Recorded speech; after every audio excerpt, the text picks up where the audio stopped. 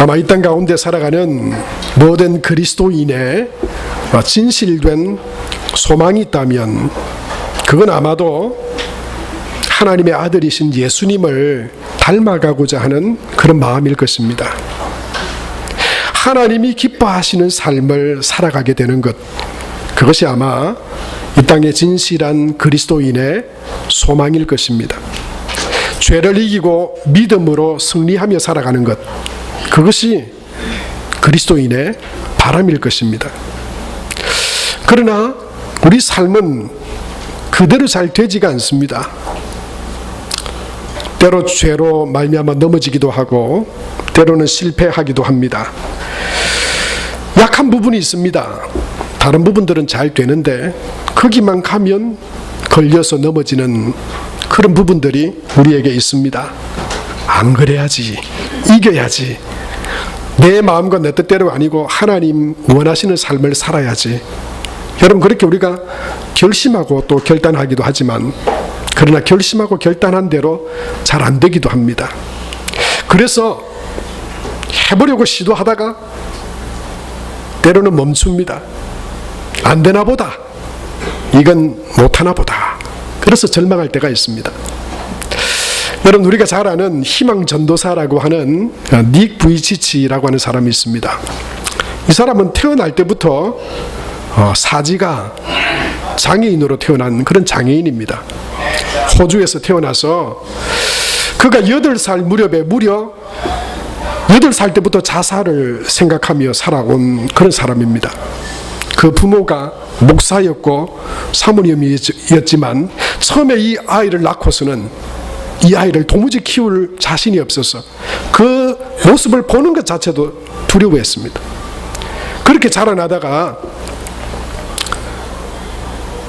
자기 존재의 의미를 깨닫고 그가 비록 아무런 쓸모없는 사람같이 태어났지만 하나님께서 나를 하나님의 특별한 존재로 만드셨다, 그걸 깨닫고는요, 그는 하나님 앞에 열심히 살아가기 시작합니다.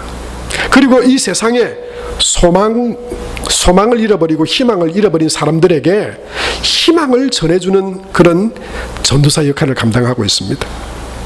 여러분, 이 영상도 여러분 보시면 알겠지만 이 사람은 넘어지면 일어날 수가 없습니다.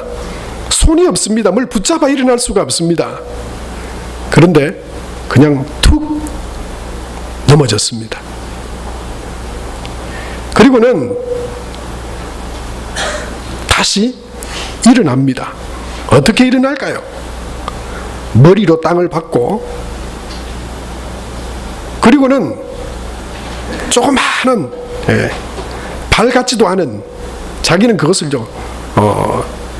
마치 그게 발이 아니라 물개의 발처럼 생겼다 그래가지고 그 조그마한 발로 머리를 밟고 일어나서 섭니다. 이 모습이죠.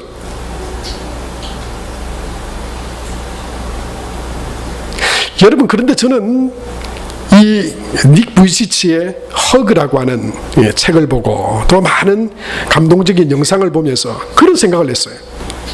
야, 저렇게 일어나기 위해서 얼마나 많이 실패했을까? 얼마나 많이 실패했을까? 그는 여기에서 그렇게 말하죠. 나는 100번 넘어져도 100번 다시 실패해도 다시 일어나기 위해서 도전할 것이다, 그렇게 말해요. 그리고 그는 이렇게 말합니다. 내가 다시 일어나기를 멈추는 순간 나는 다시 일어날 수 없는 사람이 되어버릴 것이다, 그렇게 말해요. 사랑하는 성도 여러분, 저와 여러분의 신앙도 그렇지 않을까요? 우리는 자주 넘어집니다. 우리는 너무 자주 넘어집니다. 제대로 살고 싶습니다.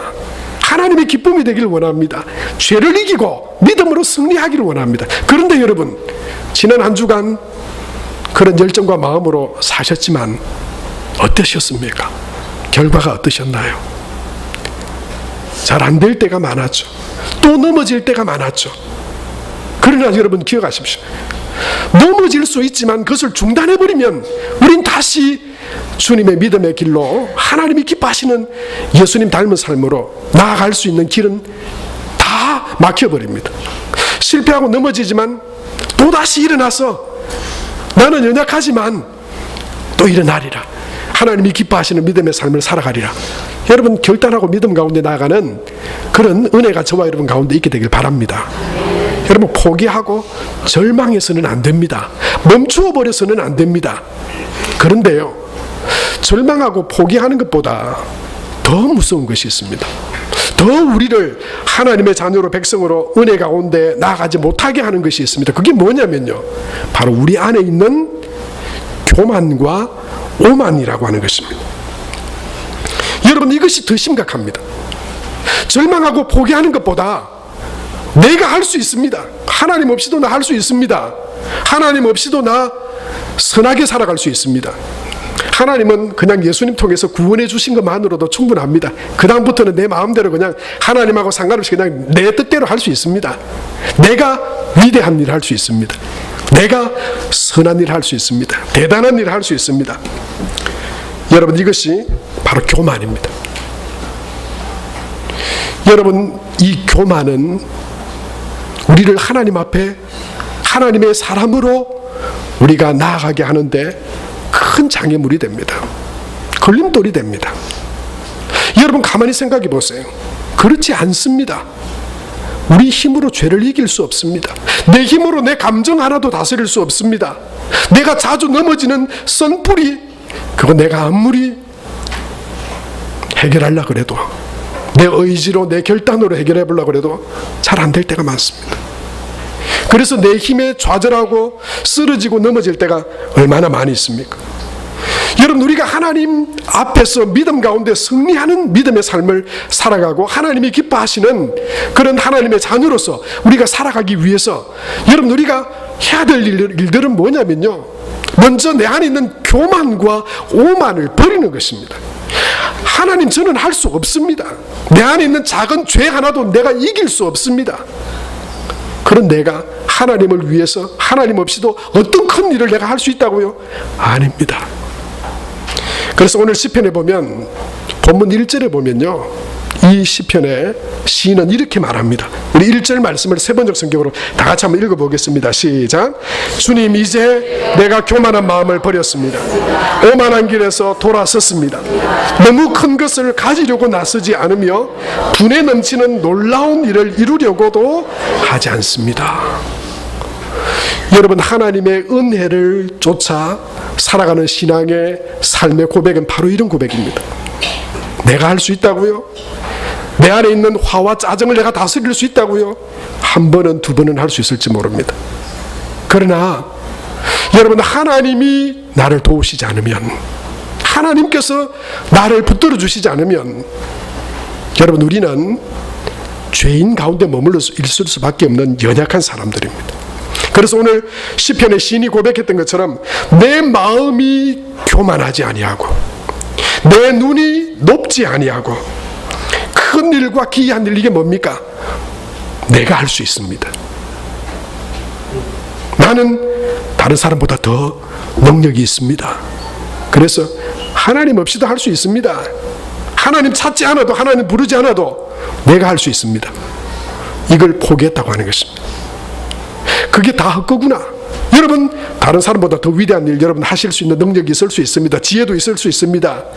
돈도 있을 수 있습니다. 능력도 있을 수 있습니다. 그러나 하나님을 의지하여 한 것이 아니면 그건 다 이 땅 가운데 썩어질 영원하지 못한 것들입니다. 인간의 공로, 인간의 능력, 선한 것들 다 하나님 앞에서는 아무것도 아닌 것들입니다. 여러분, 오늘 이 시편의 1절의 이 시인의 고백은 다른 한 문장으로 말하면 어떤 말이냐면 이런 겁니다. 하나님을 배제하고 그 어떤 일도 내가 하지 않겠습니다. 여러분, 이 말은 바꿔 말하면 어떤 말일까요? 하나님, 제 삶의 순간순간 어려움이 닥치고 내가 죄에 대하여, 내 안에 있는 씀뿌리에 대하여, 내 안에 있는 나쁜 습관에 대하여 내 의지와 내 힘으로 할 수 있다고 내가 그것과 싸우지 않고 하나님, 내 삶의 모든 부분에 하나님을 인정합니다. 내 마음, 감정, 내 안에 있는 죄의 쓴뿌리 하나까지 하나님의 도우심으로 말미암아 내가 할 수 있습니다 라고 하는 그런 믿음의 고백인 것입니다. 사랑하는 성도 여러분, 저와 여러분이 여러분 한 주간 삶을 돌아보시기 바랍니다. 우리는 하나님을 믿는다 말하고 하나님 살아계시다 말하면서 얼마나 하나님을 의지하셨습니까? 얼마나 주 예수님의 십자가를 붙드셨습니까? 얼마나 내 안에 계신 성령의 도우심을 의지하셨습니까?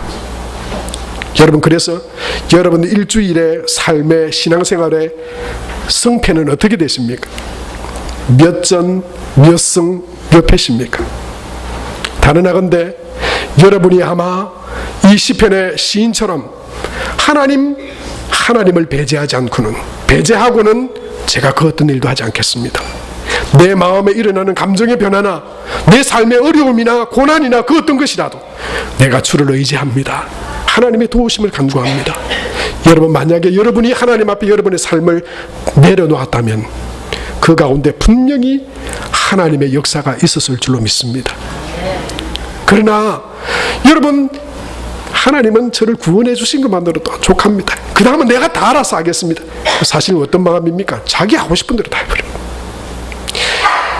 예수님을 통해서 내 자아가 죽고 예수님이 내 삶에 살았다 하면서도 여전히 우리 삶에 내가 주인이고 내가 하려고 하고 내가 주님께 내 삶을 의지하고 드리지 않았다면 저는 아마 그분이 실패했으리라고 생각합니다.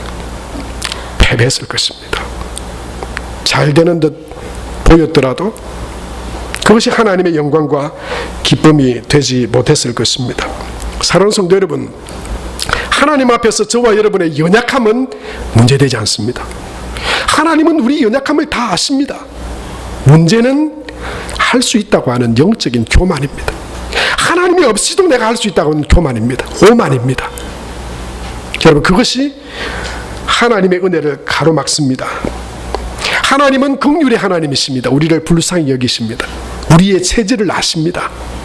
그래서 히브리서 4장 15절 말씀해 보면 이렇게 말씀하고 있죠. 우리 다 같이 한번 읽겠습니다. 시작. 우리에게 있는 대제사장은 우리의 연약함을 동정하지 못하실 이가 아니요 모든 일에 우리와 똑같이 시험을 받으신 이로되 죄는 없으시니라. 동정하시는 분이세요. 여러분, 우리 연약하기에 주님을 더 의지합니다. 하나님은 그것을 기뻐하십니다. 부족하고 연약해도 하나님을 인정하고 붙들고 은혜를 구하는 삶을 살아갈 때 우리 기도는 이렇게 변할 것입니다. 하나님, 주 뜻대로 살기 원했지만 또 넘어졌습니다. 주님 의지하여 거룩한 믿음의 삶을 살아가기 원했지만 또 죄를 지었습니다. 그러나 하나님의 은혜로 하나님 도와주셔서 또한 믿음으로 살아가게 하심을 감사합니다. 여러분, 이 기도가 하나님을 우리가 더 의지하고 내 연약함과 내 부족함을 하나님 앞에 고백하며 날마다 그 은혜를 구하며 나아갈 때 우리 기도는 이렇게 변할 거예요. 하나님, 지난 한 주간 내 삶의 어려움과 여러 가지 나를 유혹하고 넘어뜨리려고 하는 많은 시도들이 있었지만 때로는 넘어지기도 했지만 하나님 그때에도 나를 붙드시고 나를 도와주셔서 승리하게 해주심을 감사합니다. 주의 은혜의 길을 걸어갈 수 있도록 나를 이끌어 주심을 감사합니다. 하나님, 더 주를 닮아가기 원합니다. 하나님의 기쁨이 되기를 원합니다. 하나님, 역사하여 주옵소서. 여러분, 저와 여러분의 기도와 삶이 이런 믿음이 되시기를 축복합니다. 언제나 우리는 연약해서 하나님 앞에 하나님, 저는 완전합니다 말할 수는 없지만, 그러나 여전히 하나님을 의지하고 부르지 않은 채 나는 죄인입니다. 여러분, 습관적으로 그렇게 말하지 마세요. 하나님을 의지하세요. 하나님의 은혜를 구하세요. 모든 내 삶의 부분에 하나님, 내 아픔과 내 삶의 처지와 형편 가운데 하나님을 의지하고 부름으로 여러분, 하나님의 은혜 가운데 복된 믿음 가운데 나가는 저와 여러분이 될 수 있게 되길 바랍니다. 지금 저와 여러분에게 필요한 하나님의 은혜는 무엇입니까? 그 하나님의 은혜를 구하는 여러분 되시기를 바랍니다. 구하지 않기 때문에 하나님께서 주시지 않는다 그랬어요. 7월 달에 카피플이라고 하는 그 기독교 인터넷 쇼핑몰에 바탕화면 서비스를 하는 그런 서비스가 있습니다. 제가 매달 거기에 가서 그 달에 바탕화면, 컴퓨터에 탁 켜자마자 떠오르는 그 화면을 제가 늘 제 컴퓨터 목양실 화면에 띄워 놓습니다. 7월 달에 이런 내용이 있었어요. 하나님은, 하나님의 도우심과 하나님의 구원은 기도하는 통로를 통해서 부어진다. 기도하지 않고는 하나님의 은혜와 도우심을 받을 수 없다. 토저라고 하는 신학자의 고백과 말이었습니다. 사랑하는 성도 여러분, 야고보서 4장 2절에서 3절 말씀에도 우리에게 이렇게 말씀하고 있죠. 너희가 얻지 못함은 구하지 아니하기 때문이요, 구하여도 받지 못하면 정욕으로 쓰려고 잘못 구하기 때문이라. 여러분, 하나님 앞에 구하시기 바랍니다. 하나님의 은혜를 구하고 하나님의 도우심을 구하여서 그 채워주신 은혜로 승리하는 그런 믿음의 삶이 되시기를 축복합니다. 여러분, 그런데요, 정말 여러분은 이 하나님의 은혜들을 경험했습니다. 그런데 이 하나님의 은혜와 응답과 도우심은 한 번의 은혜로 그쳐서는 안 됩니다. 그때의 그 시절의 은혜로 그쳐서는 안 됩니다. 우리가 매일 승리하고 하나님이 기뻐하시는 삶을 살아가기 위해서는 이 은혜는 계속되어져야 합니다. 언제까지 계속되어져야 할까요? 오늘 본문 3절에 보면 어디부터 어디까지 계속되어야 된다고 말씀합니까? 지금부터 영원까지. 사랑하는 성도 여러분, 우리는 그래서 지금도 주님을 의지해야 하고 내일도 주님을 의지하고 바라보아야 하고 하나님 앞에 서게 되는 그날까지 우리가 정말 진실한 믿음의 사람으로서 믿음 안에 승리하고 하나님이 기뻐하시는 믿음의 삶을 살아가기를 원한다면 내 힘을 포기하고 하나님의 도우심을 날마다 계속해서 지금부터 영원까지. 여러분, 이 말은요, 언제나 항상 이런 뜻이에요. 언제나 항상 주를 바라보고 예수님의 십자가 붙들고 내 안에 계신 성령님을 의지해서 여러분 믿음 안에 나가는 저와 여러분의 삶이 되시기를 축복합니다. 3절에 보면 그렇게 말씀했죠. 이스라엘아, 지금부터 영원까지 여호와를 바랄지어다. 그리고 여호와를 바랄지어다.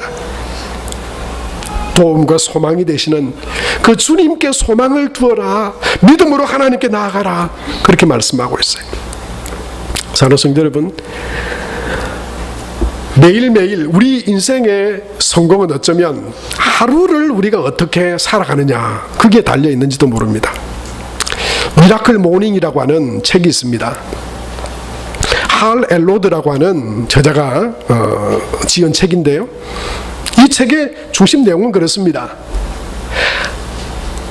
어떤 아침을 경험하느냐에 따라서 그 사람의 인생이 변화될 수 있다라고 하는 것입니다.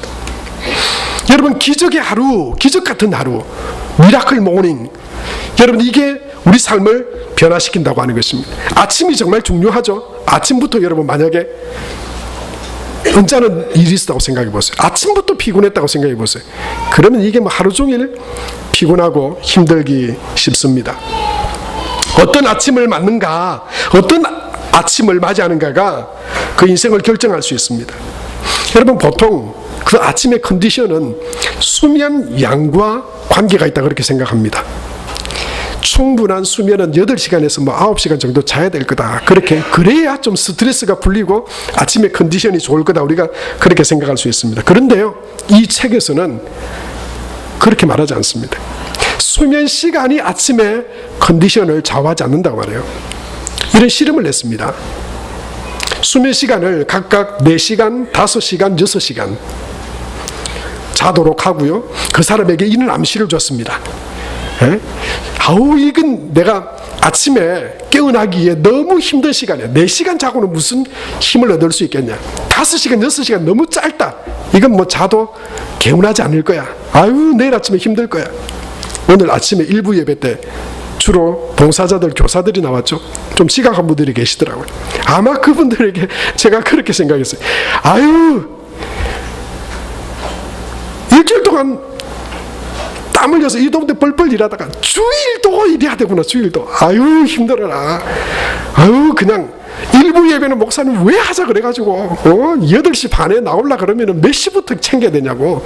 최소한 그냥 미모를 여러분 신경 쓰시는 분들은 화장도 해야 되죠. 씻어야 되죠. 옷도 거긴 골라야 되죠. 최소한 1시간 전에. 아니 평일날 직장 출근할 때도 7시 반이 아니라 8시 정도에 나가는데 7시 반부터 주일 서둘러야 되니 이게 도대체 뭐냐.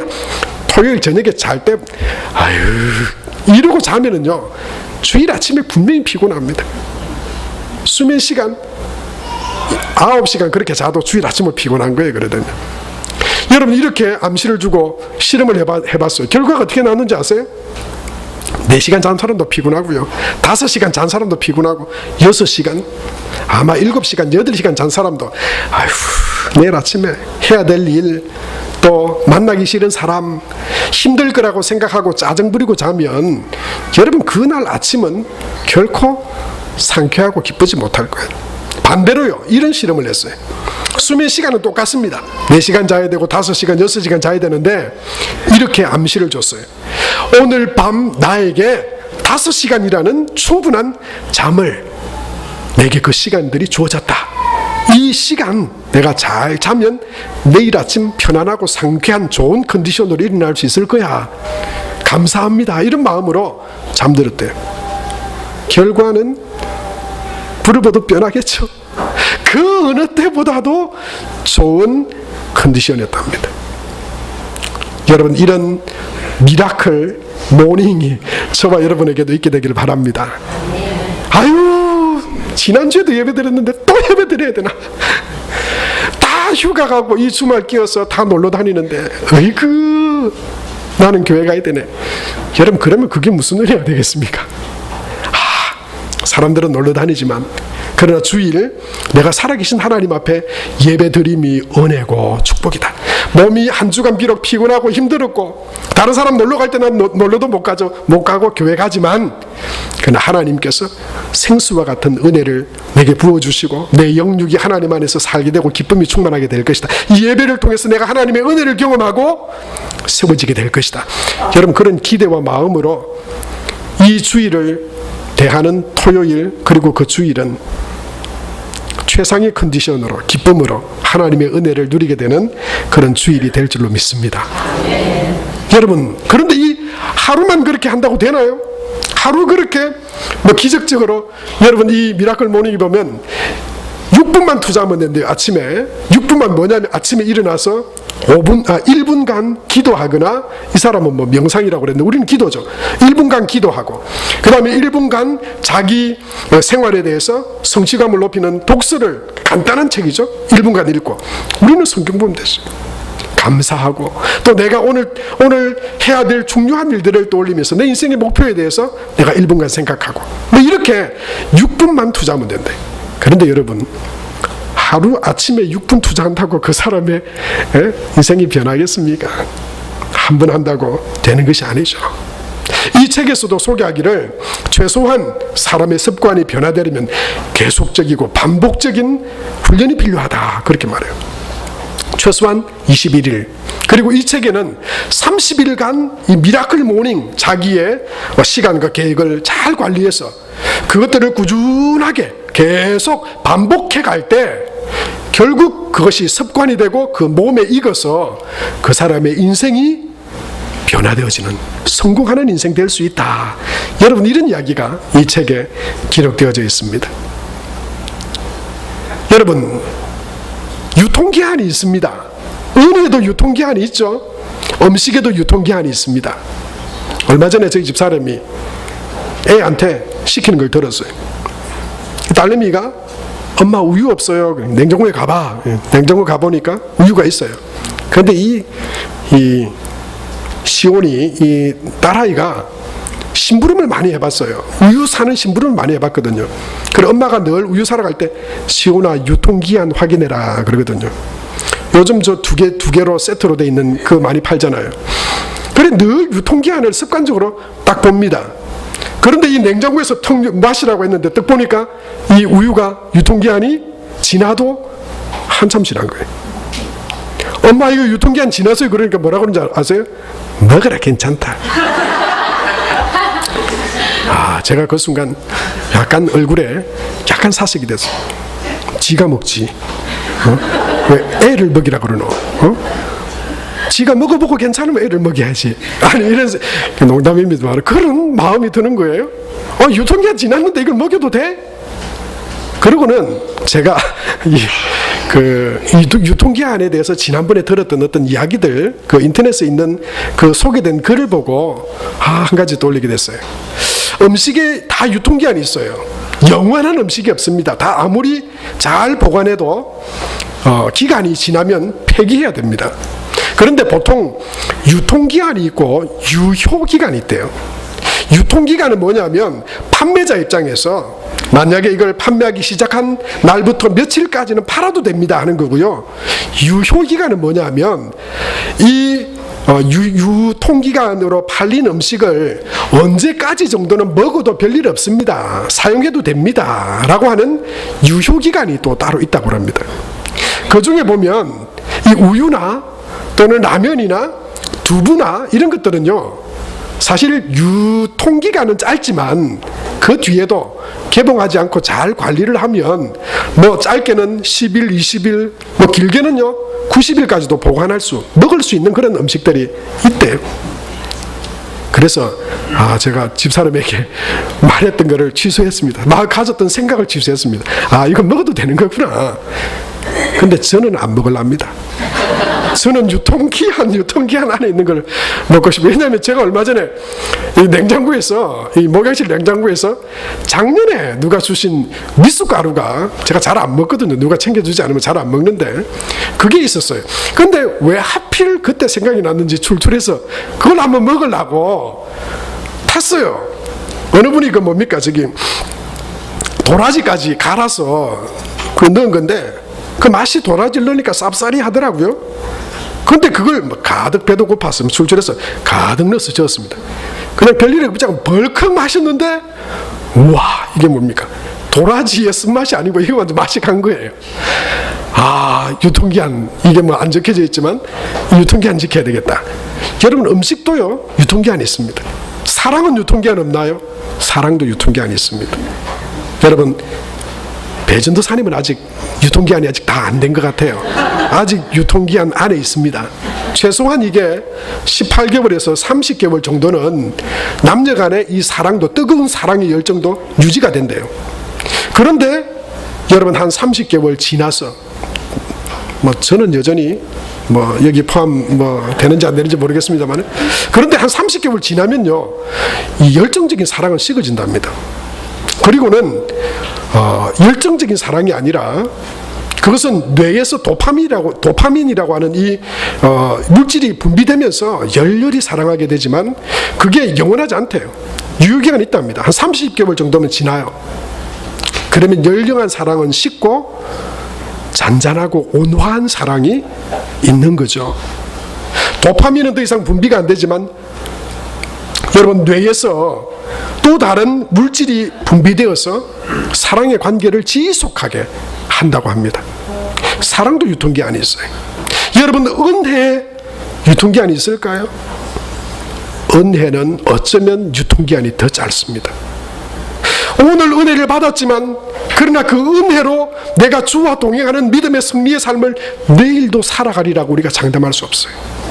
오늘 저녁에 내가 감당하지 못할 또 다른 시련과 영적인, 감정적인 내 인생의 문제들이 내 안에서, 우리 가정에서 많은 세상으로부터 생길 수 있어요.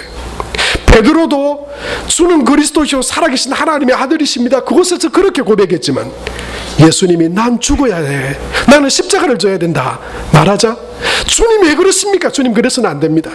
육신적이고 인간적인 생각으로 예수님에게 말했다가 도리어 구실함 받는, 책망받는 그런 일들이 있었잖아요. 여러분, 구약 성경에도 보면 하늘에서 불이 내리게 했던 엘리야도 그 갈멜 산상에서 450명의 바알 선지자들, 아세라 선지자들 400명과 함께 정말 참신이 누구냐는 그 대결을, 여러분, 그 갈멜산에서 엘리야 한 사람에게 그 기도와 제단 가운데 불이 임해서 하나님의 살아계심을 보여주는 그 놀라운 능력과 은혜를 경험했는데도 그 다음에 어떻게 됩니까? 곧 이세벨이 엘리야를 죽이려 한다는 이야기를 듣고는 낙심해서 도망가면서 하나님 저 이제 죽어도 좋습니다. 여한이 없습니다. 그냥 저를 그냥 죽여주세요. 도망갑니다. 피해갑니다. 낙심합니다. 절망합니다. 여러분, 우리 가운데 나는 문제 없습니다. 나는 내가 할 수 있습니다. 한 번 주신 은혜로 나는 충분합니다. 아니요. 우린 다 연약합니다. 정말 신앙에 강한 사람, 신앙으로 승리하는 사람은 누굽니까? 지금부터 영원까지 언제나 항상 내 삶의 모든 부분에 하나님의 도우심과 하나님의 은혜가 아니면 설 수 없습니다. 저를 따라서 한번 해보시겠습니까? 주여, 나를 도와주소서. 여러분, 저와 여러분의 삶에, 하나님 앞에 살아가는 저와 여러분의 삶에 늘 이 고백이 늘 있게 되기를 축복합니다. 주 예수님의 십자가, 그것을 또 붙듭니다. 사실은 제가 이 설교를 준비하고 또 오래전부터 우리가 어떻게 하면 하나님을 믿고 의지하는 그런 믿음의 삶을 살아갈 수 있을까? 사실 여러분에게 다 십자가 목걸이 하나씩 다 선물해 드리고 싶어요. 그리고 어려운 일이나 또는 내가 감당할 수 없는 일이 생길 때마다 그 십자가, 무상은 아니지만 그 십자가를 만지면서 주님 도와주세요. 준비 안 했습니다. 십자가는 없습니다. 그러나 여러분, 여러분이 늘 가지고 다니시는 십자가 목걸이나 또는 주님을 생각할 수 있는 그 어떤 것을, 여러분, 내가 그것을 만지고 그것을 통해 주님의 도우심을 의지하는 도구로 삼는 그런 신앙의 훈련과 또 주님 앞에 나가는 그런 은혜들이 여러분, 저와 여러분 가운데 있게 되기를 바랍니다. 여러분, 그래서 저와 여러분이 오늘 이 시편 131편은 성전으로 올라가는 노래입니다. 성전으로 올라가면서 이스라엘 백성들이 성전을 향해 가면서 불렀던 노래자 고백이었습니다. 하나님께로 향해 가면서, 하나님, 제가 지금부터 영원까지 여호와를 바랄 것입니다. 이것은 다윗의 고백이었습니다. 다윗이 왜 능력 있는 승리의 신앙의 삶을 살아갈 수 있었을까요? 그가 주님을 더 의지했기 때문입니다. 하나님을 더 바라봤기 때문입니다. 그 힘과 그 자신의 능력이 아니라 우리가 볼 때는 더 십자가를 의지했던 것입니다. 내 안에 계신 성령님을 의지했던 것입니다. 하나님 없이는 나는 아무것도 할 수 없습니다. 그러나 하나님이 나와 함께 하시면 내가 모든 것을 할 수 있습니다. 하나님 나와 함께 하십니다. 여러분, 그런 믿음으로 저와 여러분이 늘 성전을 향해 우리 삶의 어떤 순간에도 하나님을 의지하고 주님을 바라보며 주님 도와주십시오. 주님을 의지합니다. 하나님 은혜를 베풀어 주십시오. 여러분, 그래서 승리하게 되시길 축복합니다. 패배가 점점 줄어들고, 주님 약해서 못했습니다, 안 됐습니다, 죄지었습니다. 물론 우리 삶 가운데 늘 연약해서 감당할 수 없는 그런 부분들이 있겠지만, 그러나 그건 자연스럽고 당연한 것이 아닙니다. 하나님을 믿는 우리 자녀들은 하나님의 도우심과 은혜를 입어서 승리의 자리로 나가야 합니다. 하나님이 기뻐하시는 믿음의 자리로 더 나가야 됩니다. 우리를 통해서 이루시기 원하시는 하나님께서 하나님의 마음을 이루어드리는, 그리고 그 하나님의 은혜가 우리 가운데 늘 충만한 복된 믿음의 삶이 되실 수 있게 되기를 바랍니다. 하나님 은혜를 감사합니다.